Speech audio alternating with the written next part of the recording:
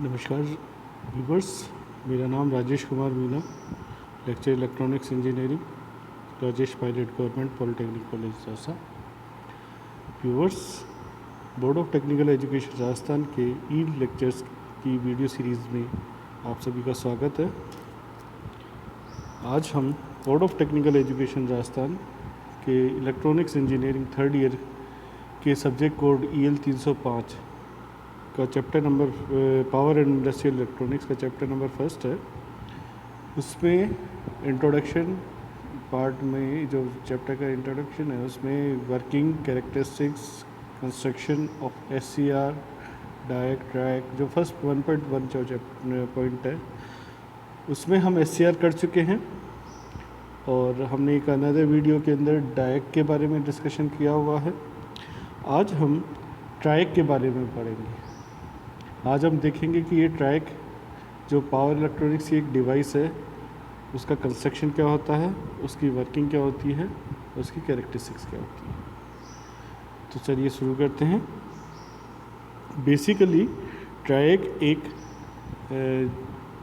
Bipolar हमारा device है, power electronics का डिवाइस है, बाईपोलर डिवाइस है, बाई डायरेक्शनल डिवाइस है।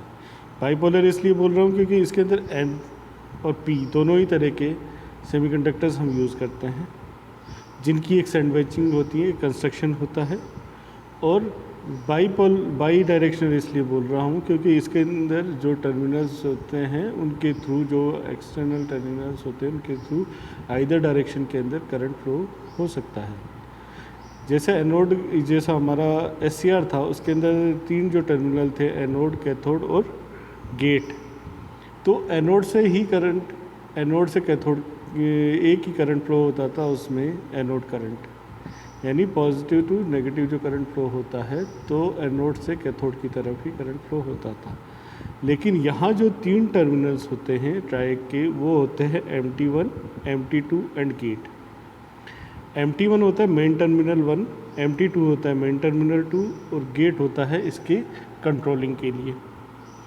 तो MT1 और MT2 दोनों की बनावट और जो उसमें जो मटेरियल यूज़ होते हैं वो बिल्कुल सेम होते हैं, उसके अंदर कोई डिफरेंस नहीं होता। हम किसी को भी MT1 और किसी को भी MT2 टर्मिनल के रूप में यूज़ कर सकते हैं, इसलिए ये बाई डायरेक्शनल डिवाइस होता है।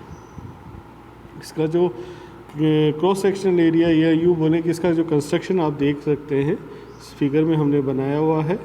तो हमने 2 ऊपर टर्मिनल्स MT1 और गेट ऊपर टर्मिनल लगे हुए हैं, N2 और P2 के बीच में MT1 लगा हुआ है और N3 और P2 के बीच में गेट टर्मिनल लगा हुआ है। इसी तरह नीचे M2 टर्मिनल लगा हुआ है, वो N4 और P1 के बीच में।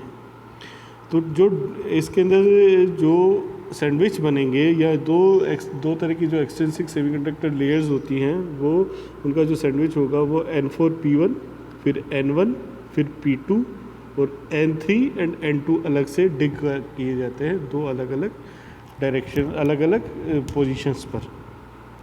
तो फिर से देखो, MT2 कनेक्ट है P1 के साथ और P1 के अंदर ही N4 भी डिग किया हुआ है, यानी P तो P टाइप लेयर्स है और N वाली जो लेयर्स है वो N टाइप सेमीकंडक्टर्स की लेयर है। तो P1 के अंदर ही N4 लेयर भी डिग की हुई है।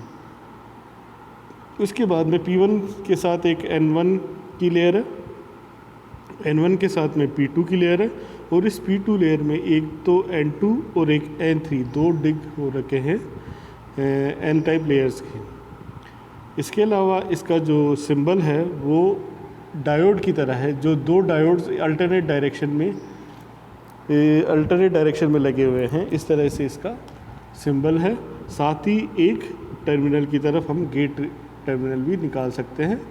अब इसको कोई फिक्स नहीं है कि MT1 के साथ रखना है, हम इसको MT2 के साथ भी रख सकते हैं, क्योंकि हमने इसमें जो इसका क्रॉस सेक्शनल डायग्राम बनाया हुआ है उस स्कीमेटिक डायग्राम के अंदर इसमें MT1 के साथ हमने गेट टर्मिनल लगाया हुआ है, इसलिए हम इसको इस सिंबल में भी MT1 के साथ ही गेट को दर्शा रहे हैं। तो इसका जो सिंबल होता है वो सिंबल होता है डायोड का जैसा, 2 डायोड पैरेलल के अंदर एक दूसरे के अल्टरनेट में लगे हुए हों, एक दूसरे के अपोजिट डायरेक्शन में लगे हुए हों, इस तरह से ये हमारा ट्राई का सिंबल होता है।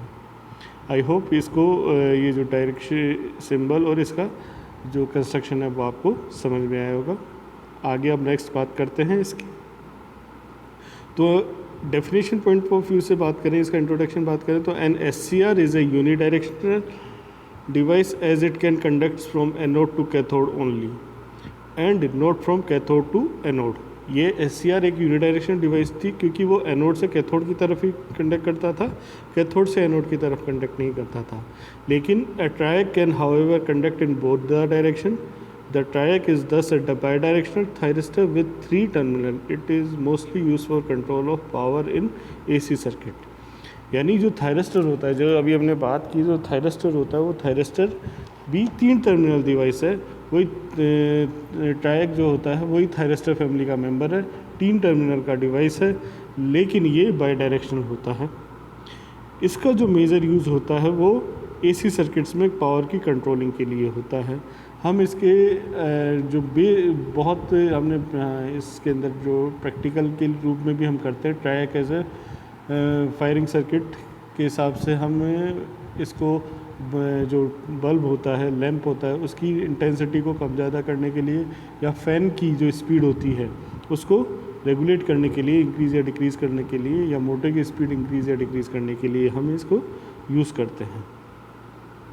तो AC सर्किट में ये पावर कंट्रोलिंग का काम करता है। इसके जो 3 टर्मिनल्स होते हैं उनका नाम होता है MT1 main terminal 1, MT2 and gate. आप कैरेक्टरिस्टिक्स इसकी देख सकते हैं क्योंकि ये बाई डायरेक्शनल है, तो इसलिए ये फर्स्ट क्वाड्रेंट और थर्ड क्वाड्रेंट दोनों ही क्वाड्रेंट के अंदर ये हमारी कैरेक्टरिस्टिक शो होगी। और फर्स्ट क्वाड्रेंट में जैसी कैरेक्टरिस्टिक शो होगी वैसी ही ये थर्ड क्वाड्रेंट में भी इसकी कैरेक्टरिस्टिक वैसी ही शो होगी। उसी तरीके से जैसे हमने SCR का फॉरवर्ड ब्लॉकिंग मोड और फॉरवर्ड कंडक्शन मोड की कैरेक्टरिस्टिक्स होती है, उसी तरह की कैरेक्टरिस्टिक्स हमें इसके अंदर ट्रायक के अंदर भी दोनों डायरेक्शन के अंदर देखने को मिलती है। अब ये डिपेंड करता है कि हम MT1 को पॉजिटिव रखते हैं या MT2 को पॉजिटिव रखते हैं, उस हिसाब से कैरेक्टरिस्टिक्स हमारी स्विच होती हैं। अब हम इसके अंदर देखते हैं इसका वर्किंग के लिए टर्न ऑन प्रोसेस ऑफ ट्रायक को टर्न ऑन करने के लिए हमें क्या प्रोसेस को यूज़ करना पड़ेगा।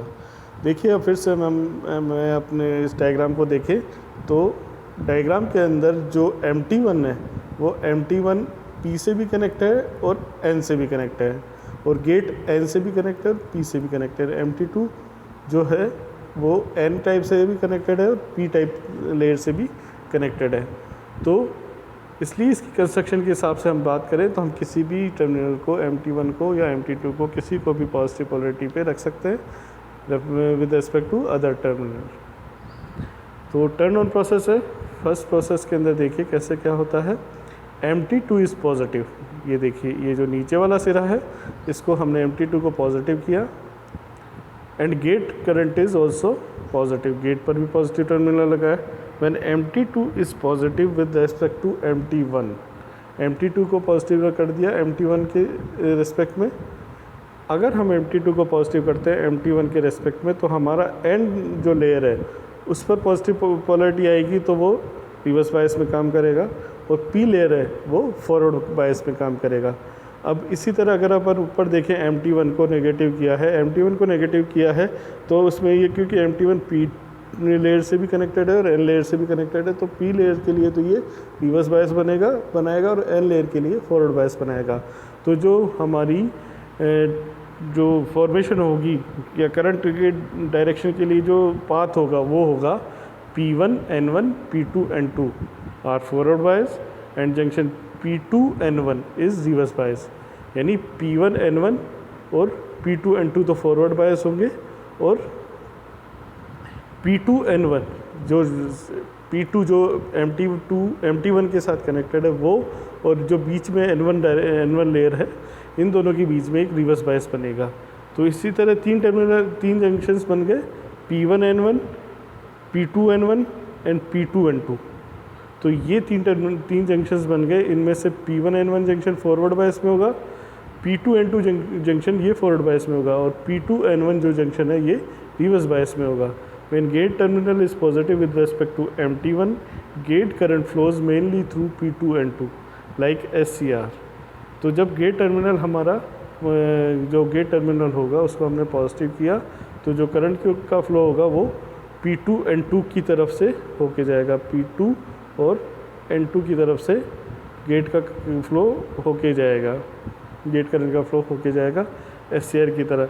When gate current injects sufficient charges to P2 layer, the reverse bias junction N1 P2 break down and triac starts conducting। और क्योंकि जो P2 लेयर है, P2 N1 वाला जो लेयर है वो रिवर्स बायस में है, तो हम जब इस पर पॉजिटिव पोलरिटी लगाएंगे तो एक सफिशिएंट अमाउंट का के पॉजिटिव चार्जेस इस पर हम इंजेक्ट कर देते हैं। उस वजह से जो ये लेयर में जो रिवर्स बायस की प्रॉपर्टी होती है वो ओवरकम होकर फॉरवर्ड बायस में आ जाता है और ये कंडक्ट करना स्टार्ट कर देता है। जैसे कि हमारा SCR करता है उसी तरह हमारा ये ट्रायक भी कंडक्टिंग स्टार्ट कर देता है। तो ये तो था फर्स्ट प्रोसेस। सेकंड प्रोसेस में क्या है कि if M2T is positive but get is negative. अब इस बार क्या कंडीशन लगा दी हमने कि M2T को तो पॉजिटिव लगा लेकिन गेट को नेगेटिव रखा। गेट को नेगेटिव रखेंगे तो ये जो गेट N3 है, ये N3 हमारा कंडक्टिंग में आएगा। तो P2 MT2 is positive but gate is negative. When gate is terminal is negative with respect to MT1, gate current flow through P2 N3 junction and reverse bias N1 P2 breakdowns। जब हमारा जो gate terminal है वो negative होगा with respect to MT1, तो gate current जो flow होगा वो P2 N3 की तरफ से होगा, क्योंकि N3 के लिए नेगेटिव टर्मिनल कनेक्टेड है तो इसके N3 के लिए फॉरवर्ड बायस होगा। तो करंट का जो फ्लो है वो N3 P2 से होता हुआ फ्लो करेगा और P1 N2 जो जंक्शन बना हुआ है हमारा रिवर्स बायस, उसको ये फॉरवर्ड बायस में कन्वर्ट करेगा और इस तरह से हमारा ट्रायक स्टार्ट्स कंडक्टिंग।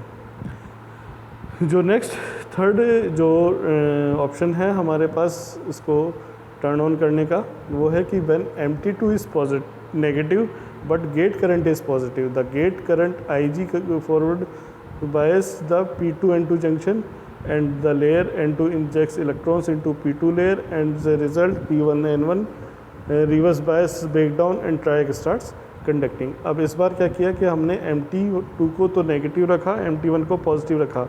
इसी तरह जो हमारा P2 N1 P2 लेयर है वो फिर से रिवर्स बायस में आएगा। उसको रिवर्स बायस को ओवरकम करने के लिए हमने एक जो गेट है उस पर पॉजिटिव टर्मिनल लगाया हुआ है, तो वो एक्स्ट्रा जो सफिशिएंट चार्ज केजेस इस पर इंजेक्ट करेगा और ये हमारा जंक्शन ब्रेक डाउन से कंडक्टिंग मोड में आ जाएगा, ब्रेक ओवर से कंडक्टिंग मोड में आ जाएगा, ब्लॉकिंग मोड से कंडक्टिंग मोड में आ जाएगा और हमारा SCR ये जो ट्रायक है वो SCR की बात ही कंडक्टिंग करने लगेगा। जो नेक्स्ट जो ऑप्शन है, फोर्थ ऑप्शन है, वो है कि MT2 and gate current are negative. MT2 भी नेगेटिव है, MT2 जो सेकंड टर्मिनल है मेन टर्मिनल 2 वो भी नेगेटिव है, गेट करंट भी हमारा नेगेटिव है। In this mode N3 act as a remote gate. इस कंडीशन के अंदर N3 जो हमारा होता है वो रिमोट गेट की तरह वर्क करता है। The gate current IG flow from P2 to N3, the reverse bias junction P1 N1 is broken and finally the structure P2 N1 P1 N4 is turned on and thyristor starts conducting। ये हमारा condition है कि हमारा ये जो junction है MT2 को negative किया और गेट को भी हमने नेगेटिव कर दिया। तो MT2 को नेगेटिव किया तो हमारा N4 वाला वर्क करेगा और गेट को हमने नेगेटिव किया तो N3 वाला कंडक्ट करेगा, N3 लेयर कंडक्ट करेगा।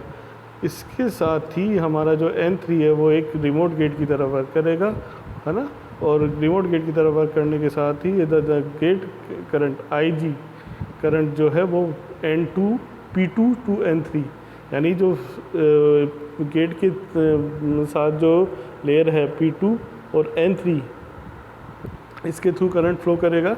करंट उसके साथ बिल्डअप करने पर स्टार्ट होगा और P1 N1 जो जंक्शन है हमारा रिवर्स बायस में उसको वो ब्रोकन करेगा, उस रिवर्स बायस को ब्रोकन करेगा और फाइनली जो स्ट्रक्चर है हमारा P2 ऊपर से जो ऊपर से देखो P2 फिर N1 फिर P1 फिर N4 के थ्रू ये हमारा जो ट्रायक है वो कंडक्ट करेगा और इस तरह से हमारा करंट का फ्लो इस ट्रायक के अंदर होगा।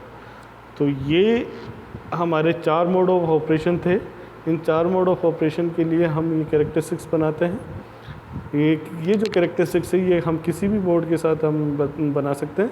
ये IG1, IG2, IG3 और IG0 जो हैं, ये जो वैल्यूज़ हैं IG करंट की, ये गेट पर हम जो टर्मिनल लगाते हैं उसके हिसाब से हैं। जितने ज़्यादा गेट करंट हम देंगे उतना ही जो वोल्टेज है, ब्रेक ओवर वोल्टेज है, उसकी आवश्यकता हमें कम होगी।